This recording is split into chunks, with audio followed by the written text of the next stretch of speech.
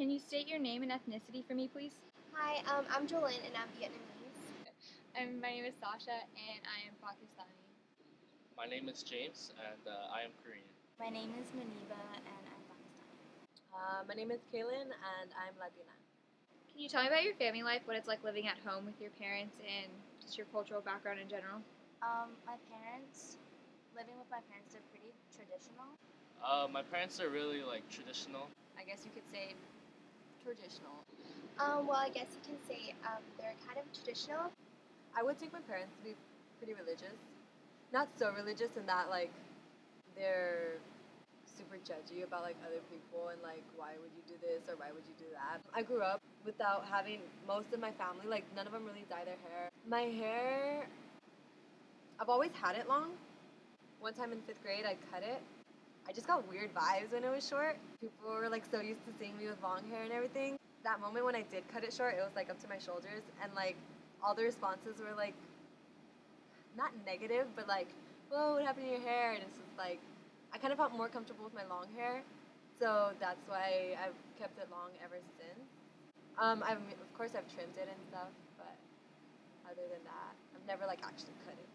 How long is your hair, approximately? It's medium, but not that long. Have you ever considered dyeing your hair?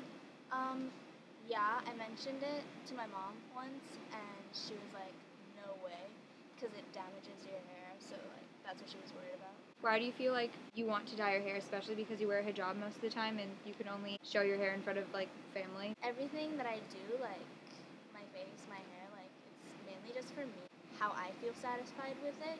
I don't really look for other people's approval. What about dyeing your hair? How would they feel about dyeing your hair? I guess they would be okay with it, but they wouldn't be too fond of it. I guess they know they're understandable. I'm in another generation. It's more they give me free will to do things, but then they wouldn't accept it. I guess back when they're in Korea, they never saw guys dyeing their hair blonde or dyeing their hair like that. So I guess it's just not a new thing that they're brought up to. They understand I'm in the modern era now where things have changed, but they like to stick with their roots. Dyeing my hair and just doing stuff to my body that they wouldn't do back then.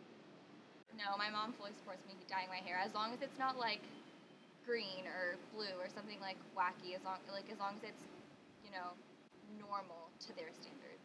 She gets her hair colored, so the fact that she gets her hair colored, it's okay for me to do it too because she does it as well, I guess. And what about your dad? Nothing, not really, because he's bald. He shaved his head. Can you state your name and ethnicity, please? My name is Arzina Sharif and I am Pakistani-born American. Okay. Can you tell me about your family life, what it was like growing up in your household back in Pakistan? So I am the only daughter of my parents. I have 2 younger brothers. There are different set of rules for the girls and the boys. It's because of the do's and don'ts of the society. And there were a lot of restrictions on me because of my gender and not on my brothers. Do you think those restrictions applied to you, say, dyeing your hair or keeping your hair a certain length? Dyeing of the hair was not so evident in the society at that time. It was long hair. It was considered a part of girls' beauty. So I did have very long hair. Did you ever feel the need to want to cut it? No, I really liked my hair. How do you feel about teenagers in today's society that are shaving the sides of their head and dyeing their hair purple and green? I think the world we live in, it has been very acceptance of the kids be able to express their feelings. It's an art. Please state your name and ethnicity. My name is Vilma Palacios, and I am from El Salvador. I am a Hispanic woman. Okay. I grew up in El Salvador in a very conservative household. My parents were very strict. My father was a military man, so there was a lot of discipline in my house. My grandma was very Catholic. I grew up with my grandmother because my mother was living here in the United States. But my household was very strict, Catholic, and very conservative. They said before you're 15, you cannot wear makeup, you cannot cut your hair. So it was very, very strict in that, in that sense. But after the 15, when you're for your quinceañera, you can wear a little bit of makeup. But again, if your parents don't, if they're very strict, they will not allow you to put a lot of makeup or dye your hair or anything like that.